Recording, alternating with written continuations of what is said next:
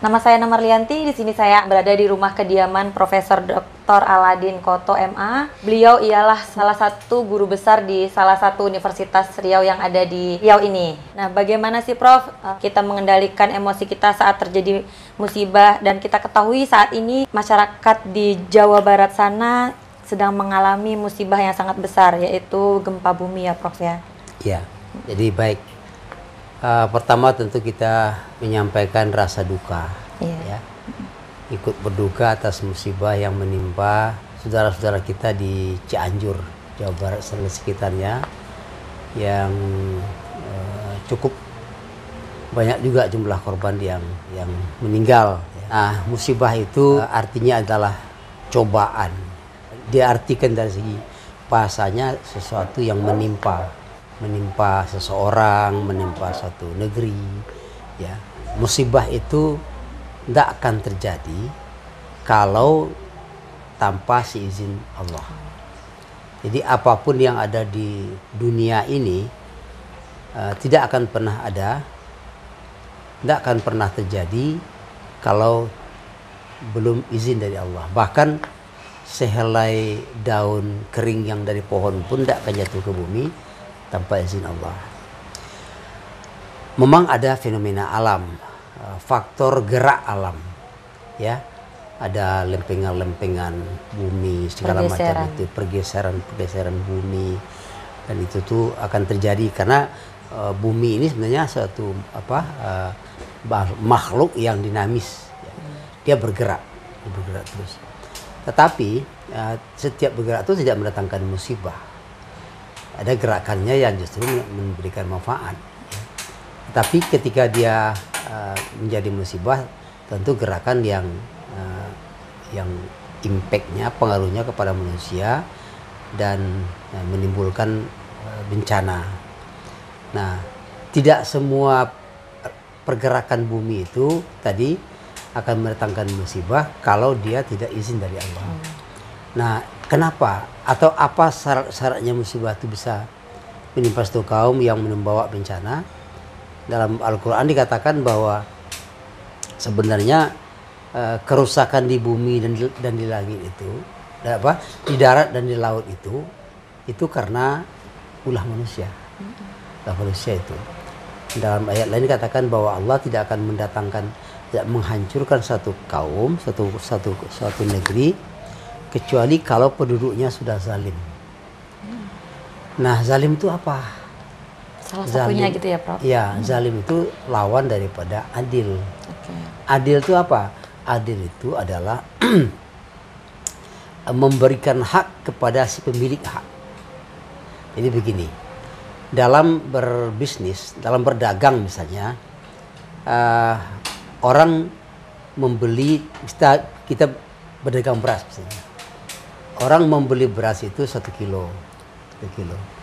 Kemudian timbangannya dimainkan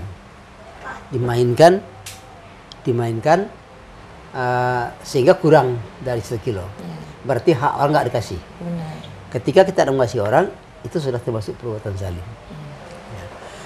Dalam politik misalnya, bersaing kita dengan orang, lalu orang dapat suara banyak dengan cara banyak macam dicurangi, itu zalim. Suami yang tidak memberikan hak istrinya sesuai dengan sepatutnya, itu zalim. Orang tua tidak melayani, tidak memberikan hak anaknya sesuai dengan sepatutnya, itu adalah zalim.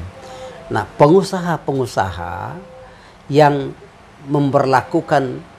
memperlakukan alam dengan sesuka hati sehingga menimbulkan kerugian kepada orang lain, itu zalim. Apabila suatu kaum sudah banyak melakukan kezaliman itu, maka Allah hukum dengan mendatangkan musibah yang sebenarnya bahan itu sudah ada, bahan musibah itu. Tapi musibah itu datang, tadi pergerakan bumi ya, itu akan membawa musibah kalau diizinkan oleh Allah, karena di atasnya orang sudah durhaka. Perbuatan manusia ya, manusia. Prof, ya? Nah, di Riau ini dulu pertama kali terjadi asap Itu tahun 1997. Asap yang kental sekali. Kami waktu itu di UIN seminar internasional. Datang dari Malaysia, dari Singapura, dari Filipina, dari Amerika. Akhirnya datang juga orang itu ke sini secara berangsur-angsur. Nah, salah seorang yang hadir itu adalah guru saya, dosen saya, nama beliau Pak Profesor Delianur. Beliau sebenarnya political scientist, ilmuwan politik. Tapi beliau mendalami agama juga. Beliau bilang kepada saya, Aladin, kamu sadar, ini bukan asap, tapi ini adalah azab. Azab untuk negeri yang sudah durhaka kepada Allah ini. Itu beliau katakan tahun 97. Kamu akan lihat nanti sesudah ini akan datang azab ke negeri yang sudah durhaka ini bertubi-tubi. Saya perhatikan 97 sekarang 2022. Berarti sudah berapa? Sudah 25 tahun. Ya, 25 tahun ya. Tidak berhenti musibah datang ke sini. Saya terkenang guru saya itu, kata-kata beliau itu 100% benar. Padahal beliau bukan seorang ulama, tapi karena kejernihan hatinya melihat kondisi negeri, kata beliau, akan datang musibah bertubi-tubi kepada bangsa yang sudah durhaka kepada Tuhan ini. Nyatanya benar. Nyatanya benar sekarang. Pertanyaannya adalah, kenapa ada negeri yang sama sekali dia tidak malah percaya kepada Tuhan? Kenapa kok musibahnya tidak banyak datang? Nah, ini masalahnya. Azab Allah itu datang kepada orang mengingkari. Mengingkari. Kalau dia belum tahu sama sekali, dia tidak dikatakan mengingkari. Misalnya, endang ada sesuatu yang terlanggar, tapi nggak tahu bahwa itu ada aturan. Iya, itu tidak melanggar, tidak ingkar namanya. Orang ingkar itu adalah orang yang tahu. Yang sudah tahu, sudah kasih tahu, makanya kita melakukannya. Melakukan. Maka kata Allah dalam Al-Quran apa? Satu kaum nanti kami beri peringatan, kemudian orang-orang kayanya diberi peringatan, tidak mau diberi peringatan, kemudian apa kata Allah? Pada marnahu tadmir, kami hancurkan dia sehancur-hancurnya. Jadi datang dulu utusan. Jadi ada negara-negara yang akhirnya tidak percaya dengan Tuhan atau dia tidak, memang dia belum ada sampai dakwah ke dia nggak tahu sama sekali. Itu tidak termasuk pada orang yang mengingkari, walaupun dia melakukan perbuatan yang berlawanan dengan akal sehatnya, tapi tidak mengingkari itu. Jadi berserentaklah antara kedurhakaan kepada Tuhan, kepada Allah, dengan perlakuan kepada alam. Jadi alam itu juga juga makhluk. Makhluk itu dia juga punya katakanlah dalam tanda petik, dia punya rasa juga, ya.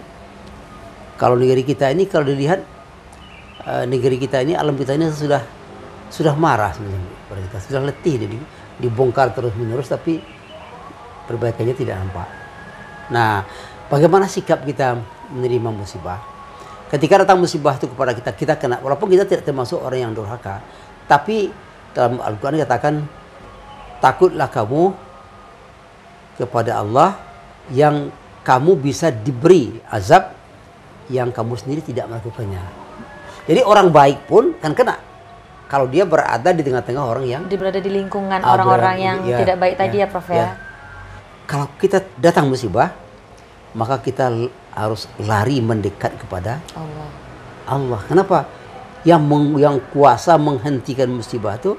Jadi kalau kita datang musibah, kita lari kepada zat yang bisa membuat musibah itu berhenti. Nah, musibah itu berhenti macam-macam. Ada musibah itu berhenti betul, tapi dia berhenti juga di hati kita bisa. Artinya kita pasrah kepada Allah, makanya kita tenang setelah itu. Lapang dada. Karena semuanya ini apa? Sebenarnya semuanya kan milik Allah. Benar. Gitu. Baik, terima kasih Prof untuk penjelasan tentang musibah. Apabila kita terjadi musibah dalam diri kita maupun lingkungan masyarakat setempat, intinya kita harus sama-sama berusaha untuk selalu mendekatkan diri kepada Allah agar kita selalu diberi perlindungan dan ketentraman jiwa dan hati. Baik, mungkin itu saja yang dapat kami sampaikan. Lebih dan kurang saya mohon maaf. Wabillahi taufiq wal hidayah. Wassalamualaikum warahmatullahi wabarakatuh. Waalaikumsalam warahmatullahi wabarakatuh.